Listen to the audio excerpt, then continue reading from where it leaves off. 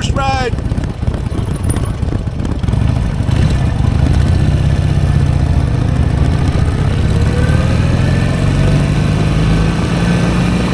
What do you think, Ted? Do you like it?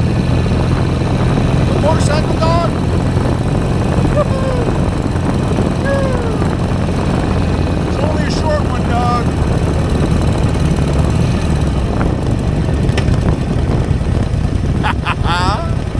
Oh, what do you think, Ted? Awful quiet for a yippy dog. What do you think, Ted? I don't think you care one way or the other. I don't know how many rides are in his motorcycle future, or motorcycle rides in his future. Stay tuned, we'll find out.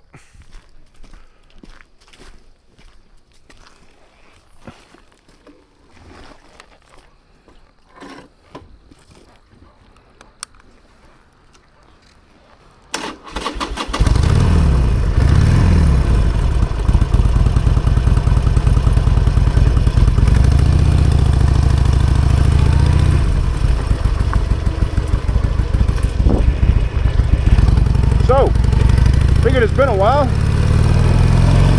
since we took the Sportster out.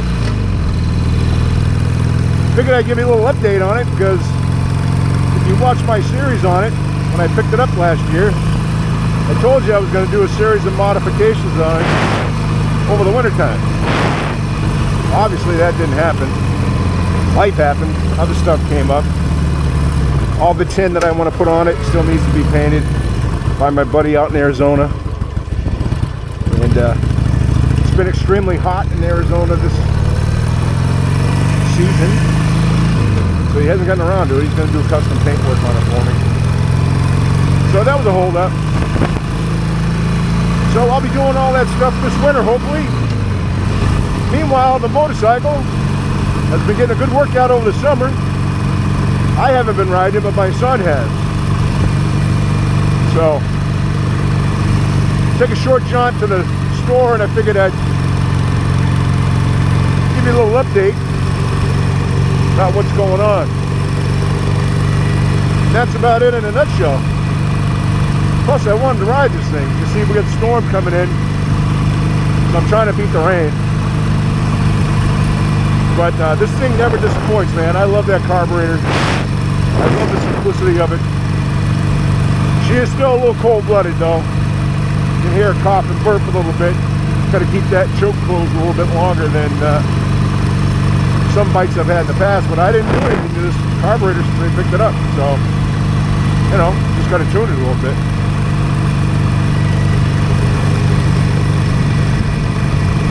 And I thought that maybe we'd talk a little bit about the craziness in the world without getting political, and sticking to strictly environmental issues. It's strictly the future of the internal combustion motor, which quite a few people in power are trying to push out.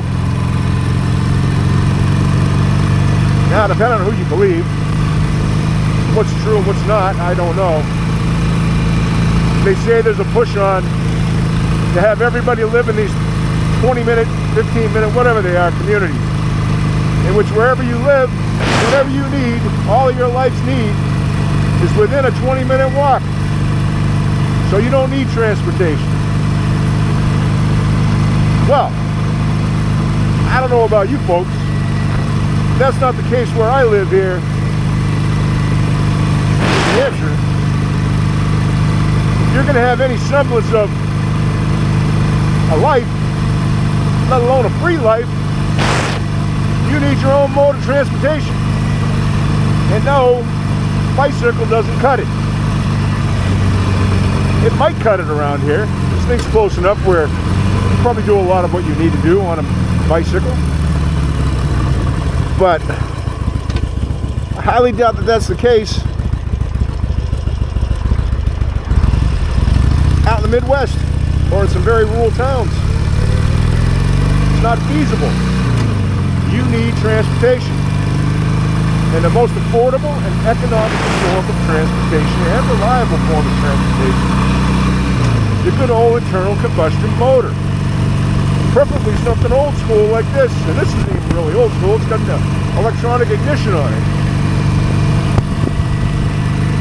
Now I know the argument about our carbon footprints. Same people that want to preach to us about carbon footprints have the average footprint of probably 1,000 times more than the average person. And so that leads us to this whole net zero thing that they're talking about. Being a zero carbon footprint by a certain date. As a matter of fact, in Europe, or UK specifically, they had dedicated themselves to going net zero by 2030. At least in terms of outlawing the sales of the internal combustion motors. Only recently have they pulled that back. Now, I'm sure there's a political reason for that, more than a practical reason, but I can't imagine that people are going to put up with that. And I would imagine that they're probably getting a little bit of pushback in the United Kingdom. And that's purely a guess on my part. I live in the United States. All that I know about the UK is what I get from moto vloggers that I watch quite often, and whom I respect. Particularly one individual, Stuart. Excuse me, Stuart, if I screw your last name up because I don't remember it. It's Filmingham, or I don't know. I'll link it up here. I'll show you a snapshot of it. He does some wonderful videos on the bikes that he rides, as well as some of this net zero stuff and the craziness in the UK. And you know, you can discount him if you want, but all the stuff that he's spoken about seems to have come true. And now you say, well, we're in the United States, it's never going to fly in the United States. Au contraire, my friend. Plenty of things can fly here in the United States, and often do. Look at a state like California. I had heard a few years ago that they regulate even when you can burn cordwood when you can. I don't know, I'll have to look that up. I'll look that up too and clarify it. But my understanding was you could only burn wood in a certain month or a certain day, or I don't know. I don't know about any of you that are in a cold weather region, but where I live at, it gets pretty darn cold, and I've been burning cordwood, cutting cordwood for the better part of my adult life. I'll be doing so again this winter, because there's nothing like wood heat to keep you warm. My father-in-law used to say, God rest his soul, that cordwood heats you twice. Once when you got to cut it, stack it, move it, and the second time when you actually burn it. No truer words. So I would not take kindly to someone telling me when and when I can't burn my cordwood. But that's happened evidently in the state of California, and if that's not true, I'll clarify it here down in the notes, or if that's changed. And they have a whole slew of other regulations in California. I think they've already set up a date of when you can no longer sell a car or an internal combustion motor in the state of California. Ah, look at this, I thought I was going to beat the rain, but I'm not going to. So be careful when you say it can't happen here in the United States. And like I say, I don't try to do political stuff on this channel, not at all. I don't want to. This is about motorcycle riding. And the motorcycle society and bikers, they run the gamut of their political beliefs, and I respect them. So, you know my mantra here, ride free or die. And that's what I hope we'll always be able to do. That's all I want us to be able to do. So as I said, I don't want to make it political, but I certainly hope that we can find a more efficient way to help out the environment than by banning a very efficient mode of transportation. But by all accounts, has a lower carbon footprint than electric vehicles. And all that's been coming out lately is to be believed. And that is just mining the minerals needed to make an electric vehicle. It's bad for the environment, the batteries, etc. All right, well, I'm going to close my visor for this one because the rain started. I was kind of hoping it was going to hold up. And catch you on the next one to continue our musings. Okay, Born Free Bikers. With the help of the internet, we jumped into a time machine and pushed ahead a couple days after the weather cooperated. So I got to make another run to the store because I cooked up some chili because we've had some chilly days. And when you know it, the day that I plan to do the chili, it's actually 75 degrees out and very, very nice. But that's okay. Looking forward to the chili anyways, and so is my family. So I figured I'd hop on the Sporty again, and we finished discussing the musings that I was discussing earlier. And you know, I went over those clips before I jumped back on his bike, and I don't think that I'm coming across too political, but feel free to disagree with me. Please put the comments below if you agree or disagree and want to add your 2 cents. Even if you want to tell me, hey, Rip, Born Free Biker 113, shut the hell up and just ride. I'm amenable to that. Not sure that I'll follow your directions, but you're welcome to say it.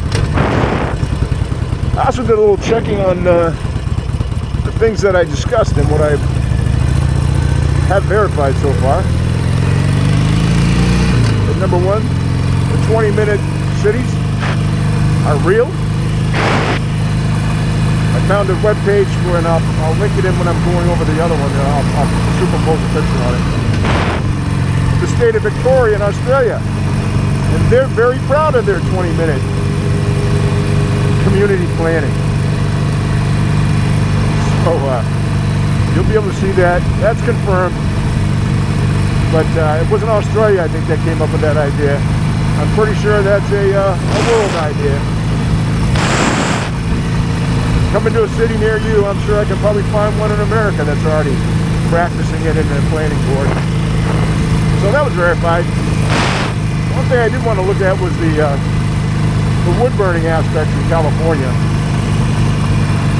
because that had been quite a while ago that I had read something about them banning wood stoves at certain periods. So the state of California evidently does not have a state law that bans or restricts the burning of wood in a wood stove. But there are a lot of local communities and local bands that do so. They outright ban it. And I'm sure there's probably some that regulate when you can burn and when you can't. But that didn't take too much investigation to find out that that's still accurate. That's still happening in the Golden State, California. So as I said, it can happen here. So, Sportster, by the way, is running absolutely awesome.